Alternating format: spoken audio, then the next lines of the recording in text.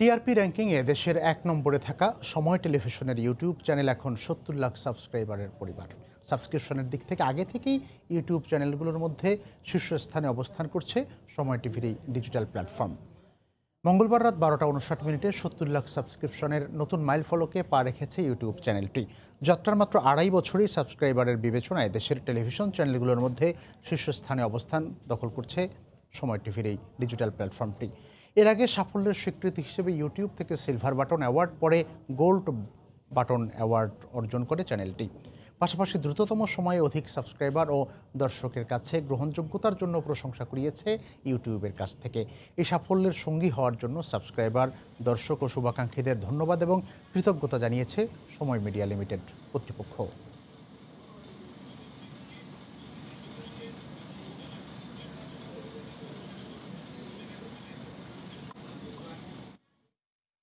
চেকপোস্টে প্রত্যক্ষদর্শীর বয়ানের উপরে নির্ভর করে এবং এভাবে এগোতে হচ্ছে পুলিশের গুলিতে নিহত অবসরপ্রাপ্ত মেজর সিনহার মৃত্যুর মামলার তদন্ত কাজ। বডি অন ক্যামেরা বা শরীরে বহনযোগ্য ক্যামেরা থাকলে সেদিনের ঘটনা খুব সহজেই বের হয়ে আসতে। পুলিশের কাজে এই ধরনের খুদে ক্যামেরার ব্যবহার শুরু করেও এখন শুধু কাগজে কলমই আছে। আতিকুর রহমান তমালের রিপোর্টে বিস্তারিত। মেরিন ড্রাইভের শামলাপুর চেকপোস্ট। ঈদের আগের রাতে এই চেকপোস্টে পুলিশের গুলিতে সিনহা নিহতের ঘটনা এখন দেশ জুড়ে আলোচনা, সমালোচনা আর নানা জল্পনা কল্পনার অংশ। কিন্তু এসব এক নিমেষেই থেমে যেত যদি চেকপোস্টে একটি ক্যামেরা থাকতো। উন্নত বিশ্বের অনেক দেশেই চেকপোস্ট তো বটেই, ট্রাফিক পুলিশও ব্যবহার করেন শরীরে বহনযোগ্য এই খুদে ক্যামেরা, যে কারণে পথচারী থেকে শুরু করে তল্লাশির আওতায় আসা মানুষের সঙ্গে কথোপকথন চলার সময় দুপক্ষই থাকেন সতর্ক।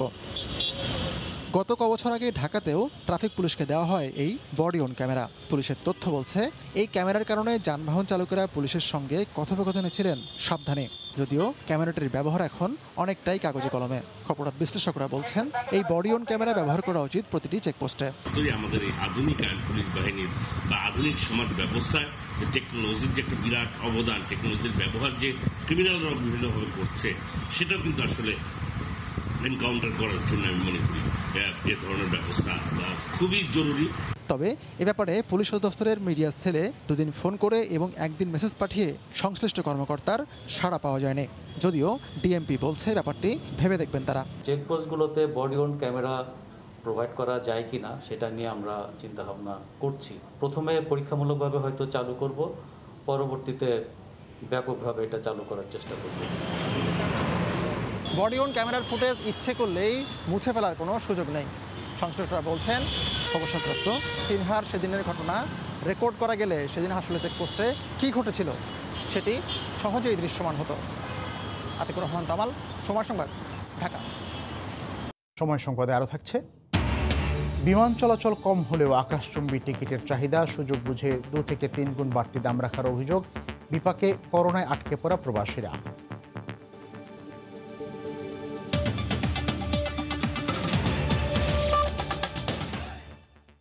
বিশ্বের প্রথম দেশ হিসেবে করোনা ভাইরাসের প্রতিষেধকের অনুমোদন দিয়েছে রাশিয়া। মঙ্গলবার সকালে দেশটির প্রেসিডেন্ট ভ্লাদিমির পুতিন জানান, প্রতিষেধকের পরীক্ষামূলক প্রয়োগে রোগ প্রতিরোধের ক্ষমতা বৃদ্ধিতে বেশ কার্যকারিতা পাওয়া গেছে। এ সময় ভ্যাকসিনের ব্যাপক উৎপাদনের ঘোষণা দেন তিনি। চীন, যুক্তরাষ্ট্র, যুক্তরাজ্য সহ একাধিক দেশ করোনার প্রতিষেধক আবিষ্কারে কাজ করে গেলেও অনেকটা দেরিতে শুরু করেও সবার আগে সুখবর দিল রাশিয়া। নির্ধারিত সময়ের একদিন আগেই করোনা প্রতিষেধকের অনুমোদন দিয়েছে দেশটি। রুশ প্রেসিডেন্ট ভ্লাদিমির পুতিন জানান, প্রতিষেধকের পরীক্ষামূলক প্রয়োগে রোগ প্রতিরোধ ক্ষমতা বৃদ্ধিতে বেশ কার্যকারিতা পাওয়া গেছে। বিশ্ববাসীর জন্য এটি গুরুত্বপূর্ণ সময় বলেও আখ্যা দেন পুতিন। একই সঙ্গে ভ্যাকসিন সংশ্লিষ্ট সবাইকে ধন্যবাদ জানান। পুতিনের মেয়ের দেহেও এই ভ্যাকসিন প্রয়োগ করা হয়েছে বলে জানা গেছে। স্বেচ্ছায় যারা এই প্রতিষেধক নিতে চায় শুধু তাদেরকেই টিকা দেওয়া হবে। প্রথম পর্যায়ে দেশের চিকিৎসা কর্মী ও প্রবীণ নাগরিকদের প্রতিষেধক প্রয়োগে অগ্রাধিকার দেওয়া হবে। প্রতিষেধকের বিষয়ে বিস্তারিত প্রকাশ করতে স্বাস্থ্যমন্ত্রীকে নির্দেশনা দিয়েছেন রুশ প্রেসিডেন্ট। এর আগে গত শনিবার পৃথিবীর প্রথম করোনার ভ্যাকসিন আবিষ্কারের দাবি করে দেশটি। রুশ প্রতিরক্ষা মন্ত্রণালয় ও গ্যামেলিয়া গবেষণা ইনস্টিটিউটের যৌথ উদ্যোগে তৈরি করা হয়েছে করোনার ভ্যাকসিনটি। অক্টোবর থেকেই ওই ভ্যাকসিনের গণ উৎপাদন শুরু হয়ে যাবে। প্রতিষেধক উৎপাদন প্রক্রিয়ার সব খরচ বহন করবে রুশ সরকার। ওমর ইনান, সময় সংবাদ। 6 মাসেরও বেশি সময় পর করোনা সংক্রমণ কমার অজুহাতে ব্রিফিং বন্ধ করল স্বাস্থ্য অধিদপ্তর। এখন থেকে বিজ্ঞপ্তির মাধ্যমে তথ্য জানানো হবে। শেষ বুলেটিনে জানানো হয় 14,820টি নমুনা পরীক্ষায় প্রায় 3,000 শনাক্ত হয়েছে, প্রাণ গেছে 33 জনের। বুলেটিন বন্ধ করায় মহামারীকে ঘিরে গুজব বাড়ার আশঙ্কা করোনা প্রতিরোধে জাতীয় টেকনিক্যাল কমিটির সদস্যের। রিপোর্ট এহসান জুয়েলের। ঘড়ির কাঁটায় দুপুর 2:30। মঙ্গলবার শেষবারের মতো টেলিভিশনের পর্দায় স্বাস্থ্য অধিদপ্তরের নিয়মিত অনলাইন বুলেটিন। ফেব্রুয়ারিতে শুরু হওয়া এই ব্রিফিংয়ে এপ্রিলেই সাংবাদিকদের অংশগ্রহণ বন্ধ করা হয়। এখন 6 মাস পর যখন পুরো বুলেটিনই বন্ধ করার ঘোষণা এলো, তখনও দেশে একদিনে নতুন করে আক্রান্তের সংখ্যা প্রায় 3,000, মৃত 33 জন। পরীক্ষা হয়েছে তাতে শনাক্ত 2,996 জন এবং এ পর্যন্ত শনাক্ত 2,63,503 জন। গত 24 ঘন্টায় কোভিড-19 আক্রান্ত হয়ে মৃত্যুবরণ করেছেন 33 জন। এ পর্যন্ত কোভিড-19 আক্রান্ত হয়ে মৃত্যুবরণ করলেন 3,471 জন। তথ্য নিয়মিতভাবেই স্বাস্থ্য অধিদপ্তর থেকে পাঠানো হবে। এই অনলাইন ব্রিফিংটা আগামীকাল থেকে বন্ধ থাকবে। মৃত্যুর সংখ্যা কমছে, এই কারণ দেখিয়ে বন্ধ করে দেওয়া হলো বুলেটিন। বিষয়টিকে সাময়িক বলছে অধিদপ্তর। এরকমভাবে আমরা টোটালি বন্ধ করে দিচ্ছি, অন্তত কিছুদিন থাকুক, দেখি আমাদের অবস্থান, তারপরে হতে পারে। কারণ এই দিনের পর দিন একজন মানুষের পক্ষে এইরকম করে মৃত্যু সংবাদ দিয়ে দেওয়া, এটা যে কতখানি মানসিক নির্যাতন, এটা না করলে আসলে বুঝতে পারবেন না। তবে করোনা রোধে জাতীয় কমিটি মনে করে বুলেটিন বন্ধ হলে ছড়াবে গুজব। প্রেস রিলিজ পাঠানোর ফলশ্রুতিতে আমাদের গুজবের যে আশঙ্কা সেটা কিন্তু আরো বেড়ে যাবে অতীতের চাইতে। বন্ধ করা উচিত হয়নি, উল্টো আরো এটাকে উন্মুক্ত করা উচিত ছিল। যেরকম সাংবাদিকদেরকে তথ্যের উত্তর দেওয়া, প্রশ্ন করতে সুযোগ দেওয়া, কিছু প্রতিশ্রুতিও দিতে পারত, যেমন ধরুন মন্ত্রী অথবা সচিব অথবা ডিজি, ঊর্ধ্বতন কেউ, যে আমাদের এই সমস্যা হচ্ছে। করোনাকালে তথ্যের অবাধ প্রবাহ দুর্যোগ পরিস্থিতি সামাল দিতে সহায়ক হতো বলে মনে করছেন এই খাতের সংশ্লিষ্টরা। এহসান জুয়েল, সময় সংবাদ, ঢাকা। আইডিসিআর ও আইসিডিডিআরবির যৌথ জরিপ বলছে রাজধানীতে কোভিড আক্রান্তদের প্রায় 80% উপসর্গহীন। কাজেই ব্যাপক হারে পরীক্ষা বাড়ানো, আক্রান্তদের আইসোলেশন ও সবার স্বাস্থ্যবিধি মেনে চলা নিশ্চিতের উপর জোর দিচ্ছেন স্বাস্থ্যবিদরা। রিপোর্ট ফারুক ভূঁইয়া রবিনের। সরকারি হিসেবে এখন পর্যন্ত দেশে কোভিড-19 আক্রান্ত শনাক্ত 2,63,000। তবে গত 18 এপ্রিল থেকে 5 জুলাই পর্যন্ত পরিচালিত আইডিসিআর ও আইসিডিডিআরবির যৌথ জরিপের ফলাফল ইঙ্গিত দেয় আক্রান্তের হার নিশ্চিতভাবেই অনেক বেশি।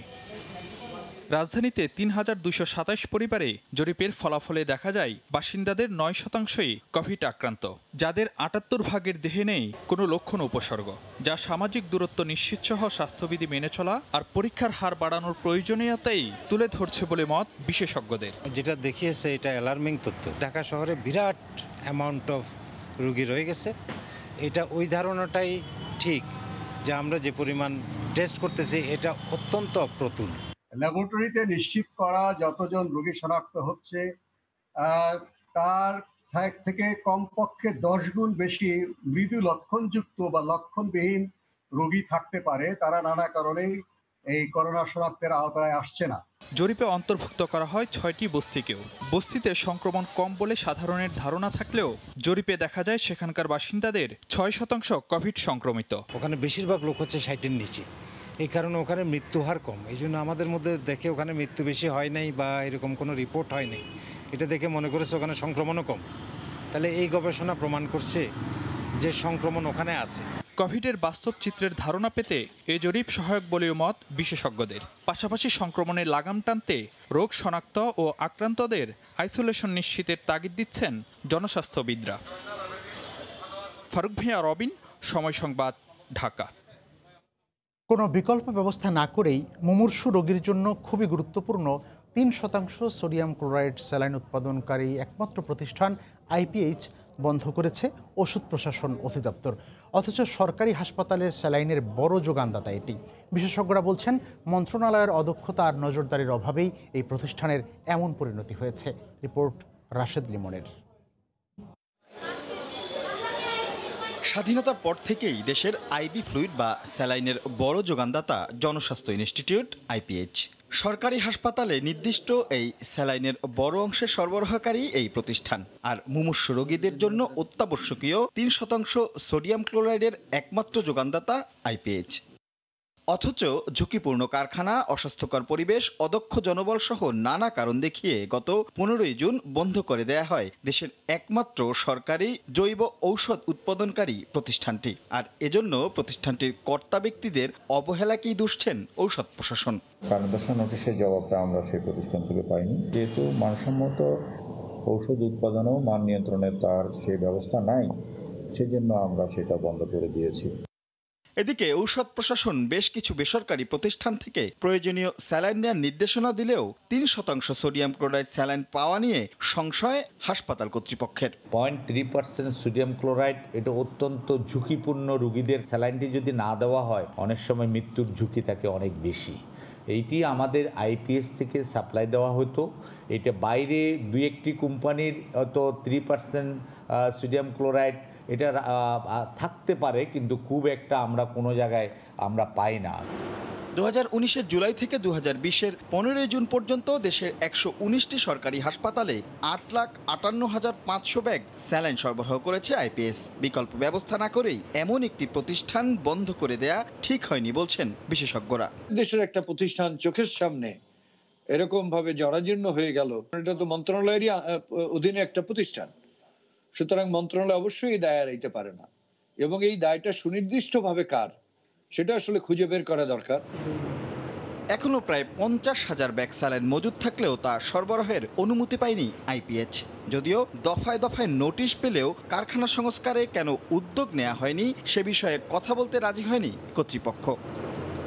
রাশেদ লিমন, সময় সংবাদ, ঢাকা। বরিশালের বাকেরগঞ্জ উপজেলার রংমাটিয়া নদীতে নির্মাণাধীন সেতুর উচ্চতা নিয়ে সরকারি 2 প্রতিষ্ঠানের বিরোধে বন্ধ হয়ে গেছে কাজ। বিআইডব্লিউটি এর দাবি, সেতু যে উচ্চতায় নির্মিত হচ্ছে তাতে রাজধানীতে যাতায়াতকারী বড় লঞ্চ যেতে পারবে না। আর সড়ক ও জনপথ বিভাগ বলছে তাদের অনুমোদন নিয়েই প্রণয়ন করা হয়েছে নকশা। সমাধানের চেষ্টা চলছে বলে জানালেন জেলা প্রশাসক। মাহমুদুন নবীর তোলা ছবিতে আরও জানাচ্ছেন ফিরদাউস সোহাগ। বরিশাল থেকে 14 কিলোমিটার দূরে রংমাটিয়া নদী। 2018 সালের মে মাসে সেতুর নির্মাণ কাজ শুরু হয়। ইতিমধ্যে সেতুর ভিত্তি, পিয়ার ও অ্যাবাটমেন্ট, বিয়ারিং, সিট লেভেল পর্যন্ত 12টি গার্ডারের কাজ শেষ হয়েছে। সেতুর নির্মাণ কাজ চলছে 7.62 মিটার উচ্চতা ধরে। বর্তমান উচ্চতায় সেতু নির্মাণ হলে রাজধানীর সাথে বড় লঞ্চের চলাচল বন্ধ হয়ে যাবে বলে দাবি বিআইডব্লিউটি এর। এতে আপত্তি তোলায় সেতুর কাজ বন্ধ হয়ে গেছে। 40 ফিট উচ্চতায় নির্মাণ করার জন্য আমরা লিখিতভাবে কর্তৃপক্ষকে জানিয়েছি।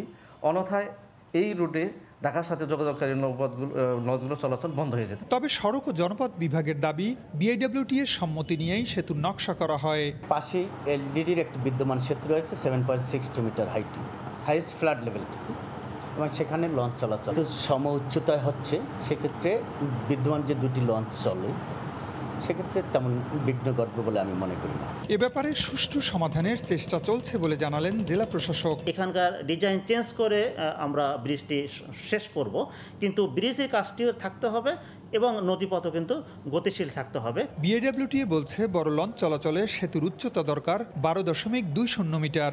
283 মিটার দীর্ঘ ও 10.25 মিটার প্রস্থের সেতুর নির্মাণ ব্যয় ধরা হয়েছে 23.67 লাখ টাকা। ফিরদাউস সোহাগ, সময় সংবাদ, বরিশাল। রেলপথে ট্রানজিট সুবিধা পাচ্ছে নেপাল। এই সুবিধার আওতায় পণ্য পরিবহন হবে চাঁপাইনবাবগঞ্জের রোহানপুর থেকে নেপালের বীরগঞ্জ পর্যন্ত। ট্রানজিট সুবিধায় পণ্য পরিবহনে নেপালের দূরত্ব কমবে 588 কিলোমিটার পথ, আর খরচ কমে আসবে 1/3। দেশীয় যান ব্যবহার করে নেপালি পণ্য পরিবহন বাবদ অর্থনৈতিক সুবিধাও পাবে বাংলাদেশ। বঙ্গোপসাগর দিয়ে পণ্য আমদানি করে মোংলা বন্দরে খালাসের পর ট্রেনে করে পণ্য যাবে খুলনা হয়ে চাঁপাইনবাবগঞ্জের রোহনপুর স্থলবন্দর। সেখান থেকে ভারতের সিঙ্গাবাদ হয়ে মালামাল পৌঁছে যাবে নেপালের বীরগঞ্জ। এভাবেই বাংলাদেশ নেপাল পণ্য পরিবহনের সর্বমোট দূরত্ব 500 কিলোমিটার থেকে কমে দাঁড়াবে 212 কিলোমিটারে। ফলে পণ্য পরিবহনে নেপালের খরচ কমে যাবে 2/3।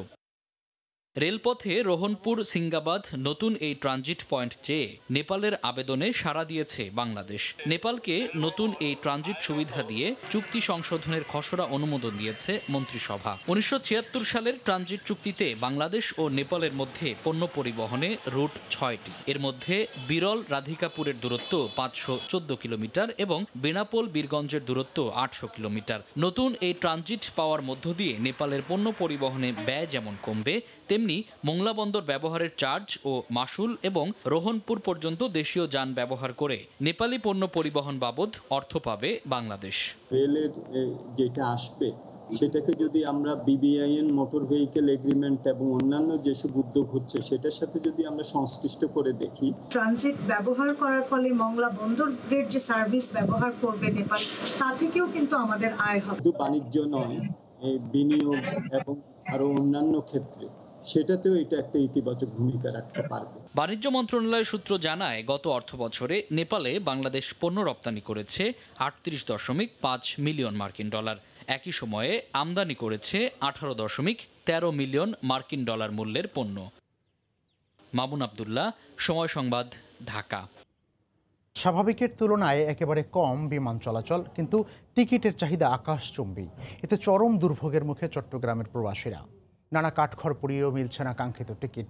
এই সুযোগে 2 থেকে 3 গুণ টিকিটের বাড়তি দাম রাখছে এয়ারলাইন্সগুলো। মধ্যপ্রাচ্যের দেশ বাহরাইন যাওয়ার 40,000 টাকার টিকিট 1,40,000ও মিলছে না। একইভাবে অন্যান্য গন্তব্যের বিমান টিকিটেরও দাম বেশ চড়া। বিস্তারিত জানাচ্ছেন কমল দে।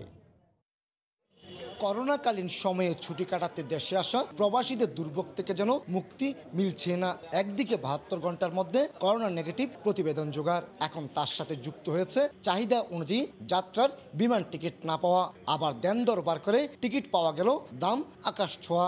টিকিট ছিল ভাই আগে আসা যাওয়া মাত্র 60,000 টাকা, এখন এই জায়গায় আমাকে 1,20,000 টাকা দিয়ে টিকিটটা করতে হয়েছে। অনেক ভোগান্তি হয়েছে, আমি অনেক জায়গা খুঁজছি, পাই না টিকিট, করিও ক্যান্সেল হয়ে যায়, ক্যান্সেল হয়ে যায়। যাত্রীরা করোনাকালীন অবস্থায় এখানে ছুটিতে এসে আটকা পড়ছে, তাদের জন্য যে ফেয়ার বর্তমানে চলতেছে এটা 3 গুণ 4 গুণ বেশি। ট্রাভেল এজেন্টের দেওয়া তথ্য অনুযায়ী বর্তমানে চালু থাকা প্রতিটি গন্তব্যের টিকিটের দাম 2 থেকে 3 গুণ বেশি। স্বাভাবিক সময়ে বাহরাইনের টিকিটের দাম 35 থেকে 40,000 টাকা হলো এখন বিক্রি হচ্ছে 75 থেকে 1.5 লাখ টাকায়। একইভাবে নিউ ইয়র্কের 65,000 টাকার টিকিটের দাম 2.5 লাখ, আর 40,000 টাকার দুবাইয়ের টিকিট বিক্রি হচ্ছে 1 লাখ টাকায়। 1,40,000 10 তারিখেরটা ক্যান্সেল হয়ে আবার 12 তারিখে গেছে 1,70,000 টাকা দিই। এয়ারলাইন্স কোম্পানি যেটা করতেছে, টিকিটটা আপনার প্রথমে বিক্রি করতেছে, এরপরে যখন আপনার ফ্লাইটটা ক্লোজ হয়ে আসতেছে ক্যান্সেল করে দিচ্ছে। বিমান মন্ত্রণালয়ের কাছে এবং সংশ্লিষ্ট যারা আছে তাদের কাছে আমরা জোর দাবি জানাচ্ছি, ওটা যেন দ্রুত নিষ্পত্তি করার চেষ্টা করেন। বাংলাদেশ বিমান ছাড়াও 60টির বেশি বিমান সংস্থা করোনাকালীন এই সময়ে বাংলাদেশ থেকে বিভিন্ন গন্তব্যে যাতায়াত করছে। যাত্রী পরিবহনে বিমানের সংখ্যা বর্তমানে প্রয়োজনের তুলনায় একেবারে কম। এই অবস্থায় যাত্রীদের দুর্ভোগ কমাতে বিমানের সংখ্যা বাড়ানোর কথা বলছেন ট্রাভেল এজেন্সির মালিকেরা। আরও কিছু বেশি সংখ্যক ফ্লাইট বাড়ানো হোক, বাড়ানো হইলে এই যে গরিব যাত্রীগুলো যারা আছে তাদের ভিসা চলে যাচ্ছে, তারা অন্তত কম পয়সা যেতে পারবে। টিকিটের বাড়তি দাম রাখার ব্যাপারে এয়ারলাইন্সগুলো কোনো আনুষ্ঠানিক বক্তব্য দেয়নি। প্রতিদিন ঢাকা হয়ে চট্টগ্রামের 500-র বেশি প্রবাসী বিমানে যাতায়াত করছেন।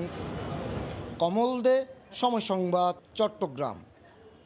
সময় সংবাদে আরও থাকছে, জন্মাষ্টমীতে মন্দিরে মন্দিরে যজ্ঞ, পূজা, নাম সংকীর্তন, করোনা মুক্তি ও বিশ্ব শান্তি কামনা নেই মূল আকর্ষণ শোভাযাত্রার আয়োজন।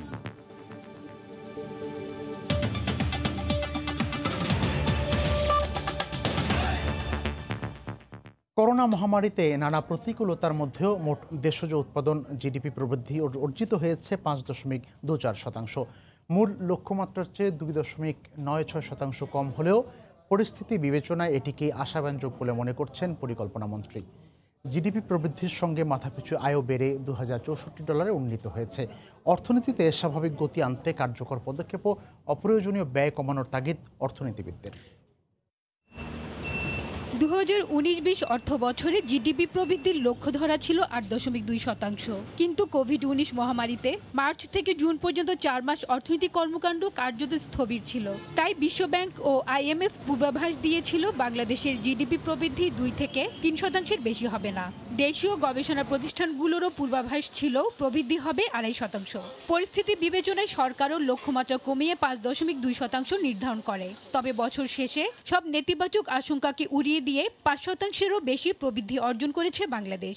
অর্থনীতির বেশিরভাগ সূচকে নেতিবাচক ধারা থাকলেও বছরের শেষ দিকে পোশাক রপ্তানিতে গতি ফিরে। মহামারীতেও রেকর্ড পরিমাণ রেমিটেন্স পাঠিয়েছে প্রবাসীরা। 5.24, যেটা সম্মানজনক সংখ্যা বলে মনে করি। অন্যান্য আমাদের অঞ্চলের দেশের অর্জনের তুলনায় আমরা উপরেই আছি। এখন আমার দায়িত্ব হবে পরবর্তী যে বছর আমরা শুরু করলাম এতে বেরিয়ে আমরা পূর্বের যে লাইনে ছিলাম 8+, সেখানে আমাদেরকে যেতে হবে। চলতি বছরে প্রবৃদ্ধির ধারা অব্যাহত রাখতে অর্থনীতিতে গতি ফিরিয়ে আনা ও অপচয় কমানোর পরামর্শ দিয়েছেন এই অর্থনীতিবিদ। এই অস্বাভাবিক বছরে প্রবৃদ্ধি যথাযথ হওয়া সম্ভব হয়নি, কিন্তু আগামীতে দ্রুত আমাদের অর্থনৈতিক যে কার্যক্রম সেটাকে যথাসম্ভব স্বাভাবিক অবস্থায় নেয়ার জন্য প্রচেষ্টা দিতে হবে। এই সময় স্বাস্থ্য ঝুঁকি কমিয়ে আমরা যতটা সম্ভব অর্থনৈতিক প্রবৃদ্ধির দিকে যাব এবং অপচয় কম করব, অপ্রয়োজনীয় ব্যয় কম করব। 2020-21 অর্থ বছরেও 8.2% জিডিপি প্রবৃদ্ধি অর্জনের লক্ষ্য ধরেছে সরকার। 2018-19 অর্থ বছরে বাংলাদেশ ইতিহাসের সর্বোচ্চ 8.15% জিডিপি প্রবৃদ্ধি অর্জন করে। হাজার শিউলি, সময় সংবাদ, ঢাকা। করোনাকালে প্রায় 2,500 কোটি টাকা সমমূল্যের বিদেশি বিনিয়োগ পেল বঙ্গবন্ধু হাইটেক সিটি। মানুষের প্লাজমা থেকে ক্যান্সার ও এইডসের ওষুধ উৎপাদনে অর্থ বিনিয়োগ করবে অডিক্স বায়োটেক নামের একটি প্রতিষ্ঠান। প্রকল্পটি বাস্তবায়ন হলে 2,000 মানুষের কর্মসংস্থান তৈরি হবে বলে জানিয়েছেন তথ্য ও যোগাযোগ প্রযুক্তি প্রতিমন্ত্রী। কালিয়াকৈরের বঙ্গবন্ধু হাইটেক সিটি মঙ্গলবার রাজধানীর আগারগাঁওয়ে আইসিটি দপ্তরে আয়োজিত অনুষ্ঠানে জানানো হয় $300 মিলিয়ন বিনিয়োগ করবে অডিক্স বায়োটেক নামের একটি প্রতিষ্ঠান। প্রতিষ্ঠানটি জানিয়েছে হাইটেক সিটিতে মানুষের দেহ থেকে বছরে 1200 টন প্লাজমা বিশ্লেষণে সক্ষম প্লান্ট নির্মাণ করা হবে। বঙ্গবন্ধু হাইটেক সিটিতে আমরা বছরে 1200 টন মানুষের প্লাজমা বিশ্লেষণে সক্ষম প্লান্ট নির্মাণ করব, যার সাথে 20টি প্লাজমা সংগ্রহ স্টেশন সংযুক্ত থাকবে। বিশ্ব স্বাস্থ্য সংস্থা সহ অন্যান্য উন্নত বিশ্বের মান বজায় রেখে ক্যান্সার ও এইডস, সার্স, ইনফ্লুয়েঞ্জা, পা ও মুখের বিভিন্ন সংক্রমণ সহ ভাইরাস ও ব্যাকটেরিয়া ঘটিত রোগের বায়োটেক ওষুধ তৈরি হবে। তথ্য ও যোগাযোগ প্রযুক্তি প্রতিমন্ত্রী জানান, অডিক্স বায়োটেককে ব্লক 2-এ 25 একর জমি বরাদ্দ দেওয়া হয়েছে। অডিক্স যে $300 মিলিয়ন এখানে ইনভেস্ট করবে, সেখানে কিন্তু 2000 কর্মসংস্থান হবে।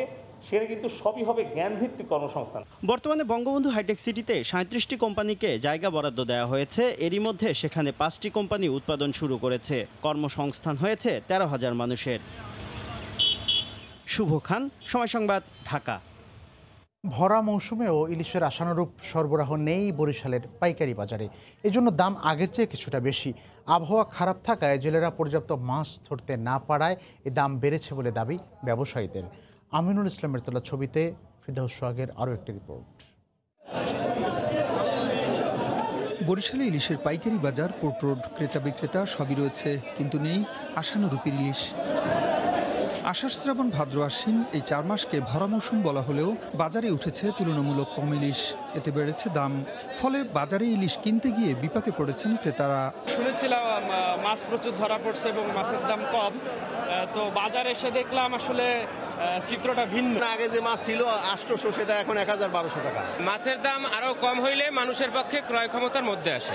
ব্যবসায়ীরা বলছেন, আবহাওয়া খারাপ হওয়ায় সাগরে মাছ ধরতে পারছেন না জেলেরা। তবে সরবরাহ বাড়লে দাম আবারও সাধ্যের মধ্যে আসবে বলে জানান তারা। ওয়েদার সিগন্যাল খারাপ হওয়ার জন্য সাগরে মাছ ধরতে না পারায় ইলিশ মাছ দাম বৃদ্ধি হয়েছে। ওই পরিমাণ ইলিশ যদি লোকালে আমদানি হতো তাহলে ইলিশের দাম অনেক কম হতো। মঙ্গলবার বরিশালের পাইকারি বাজারে প্রকারভেদে প্রতি মণ ইলিশ বিক্রি হয়েছে 30 থেকে 41,000 টাকায়। আর সপ্তাহের ব্যবধানে দাম বেড়েছে প্রতি মণ 3 থেকে 4,000 টাকা। ফিরদাউস সোহাগ, সময় সংবাদ, বরিশাল।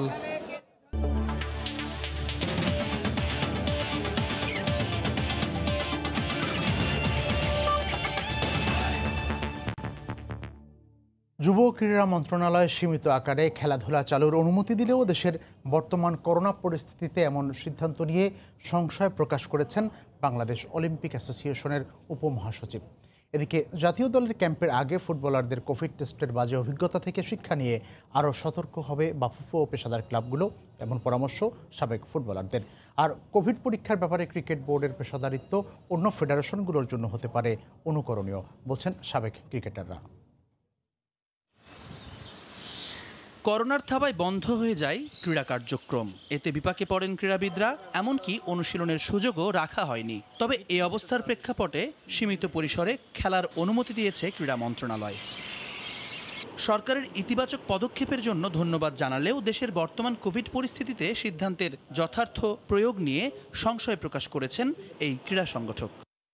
মাননীয় মন্ত্রী মহোদয় যেটা সিদ্ধান্ত নিয়েছেন, সেই জন্য এইটা কতটুকু যুক্তিযুক্ত এবং কতটুকু আমাদের স্বাস্থ্য মন্ত্রণালয় বা বিশ্ব স্বাস্থ্য সংস্থা অ্যাপ্রুভ করে, সেটা একটা দেখার বিষয় আছে।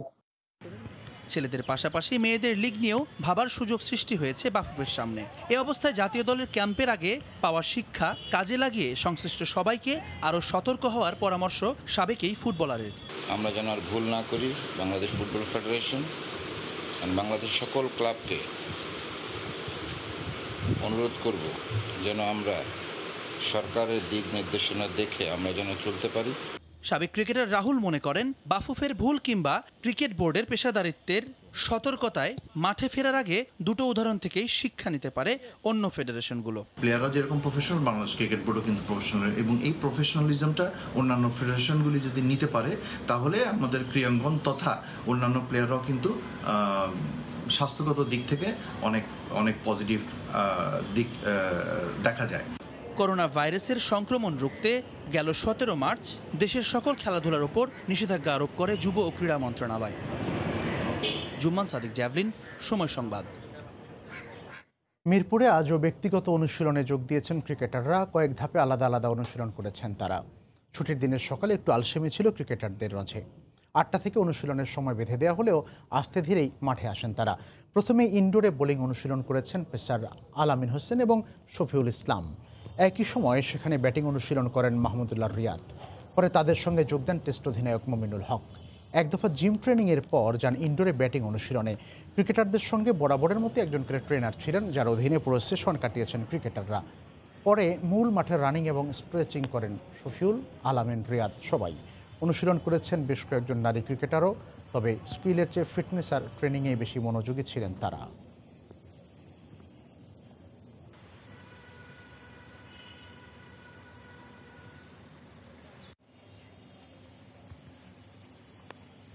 এ পর্যায়ে শীর্ষ সংবাদ জানিয়ে দিচ্ছি আরেকবার। পুলিশের কাজে শরীরে বহনযোগ্য ক্যামেরার ব্যবহার শুধু কাগজে কলমে, নতুন করে ভাবছে ডিএমপি।